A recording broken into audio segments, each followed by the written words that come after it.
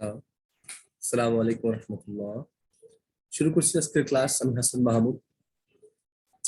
আমাদের আজকের class conditional sentence. আমাদের নবম, দশম এবং আলেম বা এইচএসসি যারা শিক্ষার্থী আছে, এখান থেকে প্রায় প্রত্যেক বছর 2 থেকে 1টা মার্ক থাকে। দেখা যাক কন্ডিশনাল সেন্টেন্স কি। কন্ডিশনাল মানে শর্ত, এবং কন্ডিশনাল মানে শর্তাধীন বা শর্তাধীন বাক্য মানে হচ্ছে এমন এক প্রকার বাক্য যা কোনো ফ্যাক্ট বা ঘটনাকে শর্ত সাপেক্ষে তুলে ধরে। কন্ডিশনাল বাক্য যদিও 3 প্রকার, আসলে মূলত এটাকে 4 ভাগে ভাগ করা হয়েছে। 1 zero condition, 2 first condition, 3 second condition, 4 হইল থার্ড কন্ডিশন।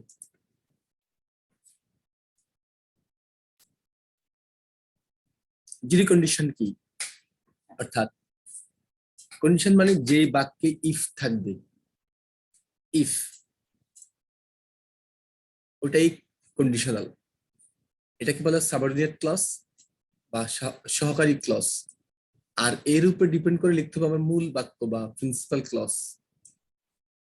এখন ইফ যুক্ত বাক্য যদি প্রেজেন্ট, জিরো কন্ডিশনে যদি ইফ যুক্ত বাক্যটা থাকে প্রেজেন্ট ইনডিফিনিট টেন্সে, অর্থাৎ যেই বাক্যে ইফ থাকবে যদি ওই বাক্য থাকে প্রেজেন্ট ইনডিফিনিট টেন্সে, তাহলে পরবর্তী বাক্যটা হবে প্রেজেন্ট ইনডিফিনিট টেন্স। অর্থাৎ ইফ যুক্ত বাক্য প্রেজেন্ট টেন্স, পরবর্তী বাক্য প্রেজেন্ট টেন্স, ইকুয়াল, ব্যালেন্স। এই জন্য এটা হচ্ছে জিরো কন্ডিশন। যেমন if you hit water into 100 degree Celsius, যদি তুই পানিকে 100 ডিগ্রি তাপমাত্রায় হিট দাও, ইট বয়েলস। এই যে এখানে মূল ভার্ব আছে বয়েলস, এটা আছে প্রেজেন্ট ফর্মে বা প্রেজেন্ট সিম্পলে আছে। আর এখানে আছে মূল ভার্ব আছে হিট, হিট। অর্থাৎ ইফ যুক্ত বাক্য আছে প্রেজেন্ট ইনডিফিনিট বা প্রেজেন্ট সিম্পল, পরবর্তী বাক্যটা আছে প্রেজেন্ট সিম্পল। 2 নম্বরটা দেখা যাচ্ছে ইফ ইউ কল। ইফ যুক্ত বাক্য আছে, ইফ সাবজেক্ট আছে, ইউ ভার্ব আছে, কল। এটা আছে ইফ ইউ কল, এটাও আছে প্রেজেন্ট। অতএব পরবর্তী এই যে মূল যে বাক্যটা প্রিন্সিপাল ক্লজ, এটাও আছে আই আনসার। এখানে মূল ভার্বটা হলো আনসার। অতএব ইফ যুক্ত বাক্য প্রেজেন্ট টেন্স, পরেরটাও প্রেজেন্ট। ইফ শি গোজ, যদি সে যায়, আই কাম, আমি আসবো। এখানে ইফ যুক্ত বাক্য আছে, তাও প্রেজেন্ট টেন্সে, গোজ। আর মূল বাক্য প্রিন্সিপাল ক্লজটা আছে আই কাম। অতএব ইফ যুক্ত বাক্য প্রেজেন্ট টেন্স, পরবর্তী বাক্য প্রেজেন্ট টেন্স। এটা হলো জিরো কন্ডিশন। আমরা পরে দেখি ফার্স্ট কন্ডিশন। ফার্স্ট কন্ডিশনটা কি? এটা হলো ইফ প্লাস প্রেজেন্ট টেন্স। অর্থাৎ যদি প্রথম বাক্যে ইফ প্লাস প্রেজেন্ট টেন্স থাকে, অর্থাৎ ইফ যুক্ত বাক্য যদি থাকে প্রেজেন্ট টেন্সে বা প্রেজেন্ট ইনডিফিনিট টেন্সে, তাহলে পরবর্তী বাক্যটা হবে ফিউচার ইনডিফিনিট টেন্স। অর্থাৎ if plus present tense equal to future indefinite tense.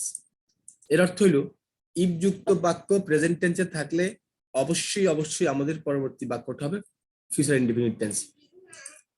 যেমন if they play football, if they play football, যদি তারা ফুটবল খেলে। এই ইফ যুক্ত বাক্য আছে প্লে, এই প্লে ফুটবল, এটা আছে প্রেজেন্ট ইনডিফিনিট টেন্স। প্লে দ্বারা বোঝা যাচ্ছে ইফ দে প্লে ফুটবল, তারা যদি ফুটবল খেলে, দে উইল উইন, তারা জিতবে। তাহলে এখানে আছে ভার্ব আছে উইল। আমরা জানি শেল বা উইল ফিউচার টেন্সে বসে বা ফিউচার ইনডিফিনিট টেন্সে বসে। অতএব এখানে ইফ যুক্ত বাক্য আছে প্রেজেন্ট টেন্স, আর প্রিন্সিপাল ক্লজটা আছে, মূল বাক্যটা আছে ফিউচার ইনডিফিনিট টেন্স। সেম ভাবে ইফ ইউ ওয়ার্ক প্রপারলি, যদি তুমি কঠোরভাবে কাজ করো বা সঠিকভাবে কাজ করো, I shall give you money, তোমাকে আমি টাকা দিব। এখন দেখা যাচ্ছে এখানে এই সাবঅর্ডিনেট ক্লজটা বা ইফ যুক্ত বাক্যটা, এটাও আছে প্রেজেন্ট ইনডিফিনিট টেন্স, ওয়ার্ক দ্বারা বোঝা যাচ্ছে।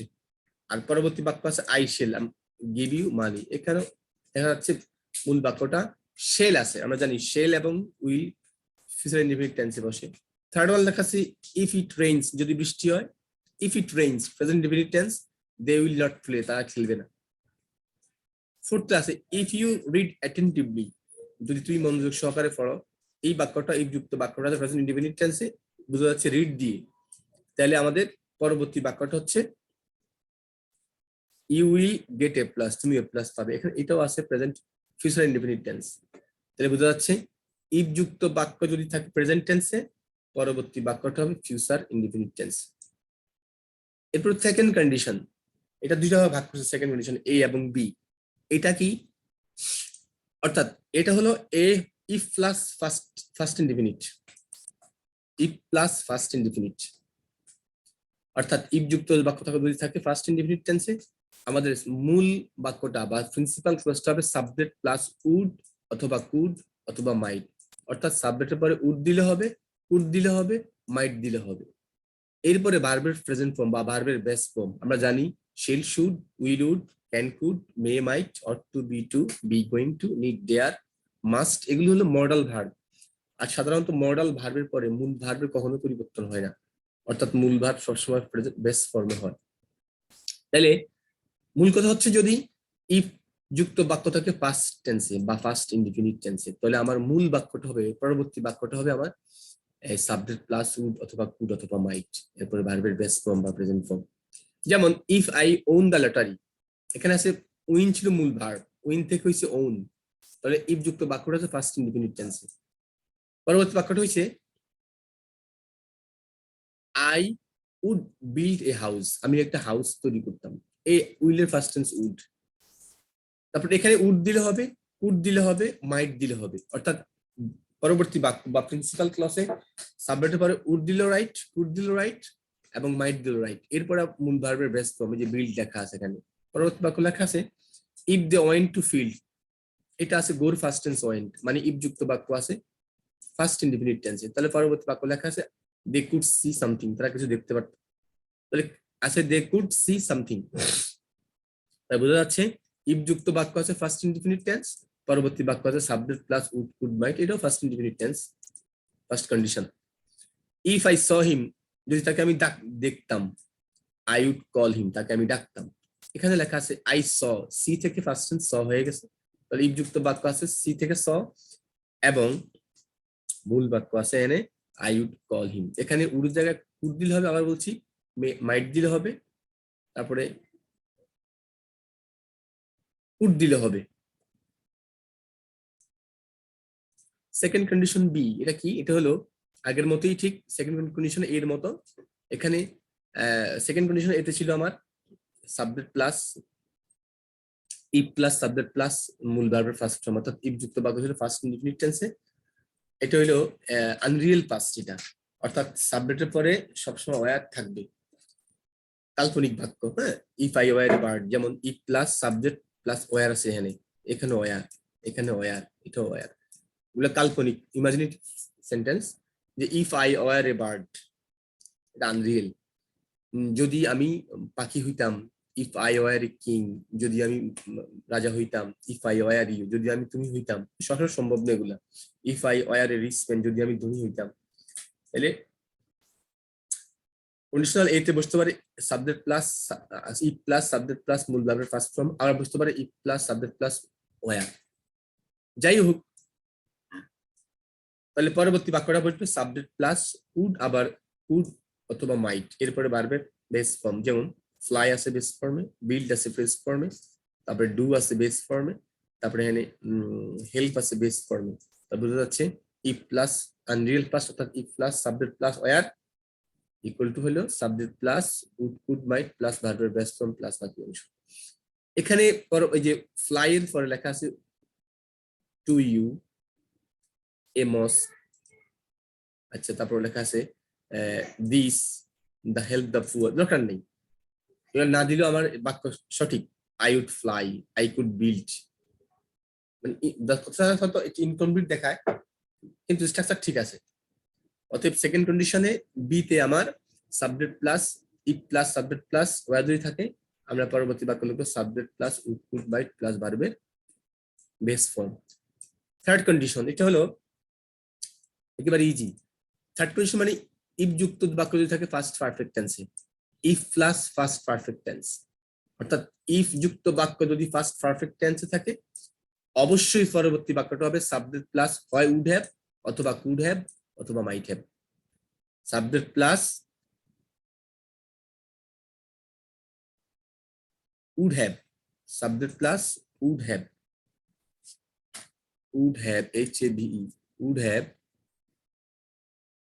অথবা would have অথবা might have। অর্থাৎ if যুক্ত বাক্য যদি থাকে ফার্স্ট পারফেক্ট টেন্সে, অবশ্যই পরবর্তী বাক্যটা হবে ফার্স্ট, অর্থাৎ সাবজেক্ট প্লাস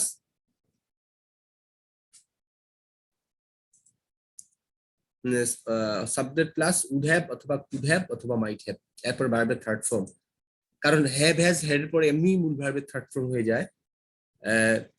সো ইফ যুক্ত বাক্য ফার্স্ট পারফেক্ট টেন্স গঠনটা হয় সাবজেক্ট প্লাস হ্যাড প্লাস ভার্বের থার্ড ফর্ম, যেমন লেখা আছে ইফ আই হ্যাড, এই যে সি থেকে seen, if we had started, এটা আছে স্টার্ট থেকে স্টার্টেড, রাইট থেকে রিটেন, অর্থাৎ হ্যাভ হ্যাজ হ্যাড এরপর ভার্বের থার্ড ফর্ম বসে।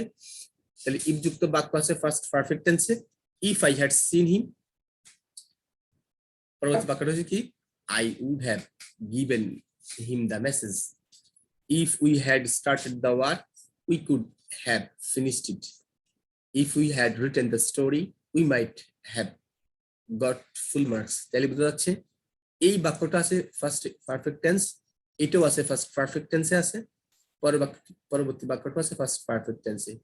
এবং আমাদের প্রিন্সিপাল ক্লজ লেখা আছে আই উড হ্যাভ, গিভ থেকে গিভেন, তারপরে উই কুড হ্যাভ, তারপর লেখা আছে ফিনিশড, এরপর লেখা আছে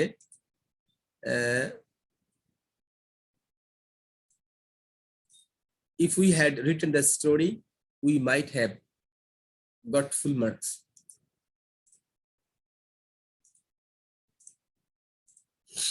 অর্থাৎ if plus first perfect tense যদি থাকে, অবশ্যই আমাদের পরবর্তী বাক্যটা হবে সাবজেক্ট প্লাস উড হ্যাভ অথবা মাইট হ্যাভ। এরপরে আছে if they had played cricket, এটা আছে ফার্স্ট পারফেক্ট টেন্সে, if যুক্ত বাক্য আছে ফার্স্ট পারফেক্ট টেন্স, অতএব পরবর্তী বাক্য হচ্ছে they could have, যে have নিয়ে রয়ে গেছে, sorry, they could have won the game। Third কন্ডিশনের বিটা হলো সেম জিনিস, এখানে ইফ থাকবে না, আগে থাকবে বার প্লাস সাবজেক্ট। থার্ড কন্ডিশন এ এবং বি প্রায় কাছাকাছি, এখানে বাক্য ইফ থাকবে না, শুরু হবে হেড প্লাস সাবজেক্ট দিয়ে, অর্থাৎ হেড প্লাস সাবজেক্ট প্লাস ভার্বের ফার্স্ট পার্টিসিপল ফর্ম দিয়ে শুরু হবে। পরবর্তী নিয়মটা একই, subject plus would have might have plus ভার্বের থার্ড ফর্ম আগের মতোই। অর্থাৎ থার্ড কন্ডিশন এ এবং বি প্রায় সেম, ওখানে ইফ ছিল এখানে ইফ থাকতো না, ওখানে ইফ এর পরে ছিল সাবজেক্ট, এখানে আগে এসে সাহায্যকারী ভার্ব পরে সাবজেক্ট এরপরে ভার্ব, আর পরবর্তী বাক্য কোনো চেঞ্জ হয়নি, একই।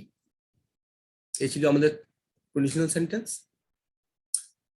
দেখা হবে আবার ইনশাআল্লাহ পরবর্তী কোন ক্লাসে। যদি ক্লাসটা তোমাদের ভালো লেগে থাকে অবশ্যই এটাকে লাইক এবং শেয়ার করবা এবং সাবস্ক্রাইব করতে অবশ্যই ভুলবা না।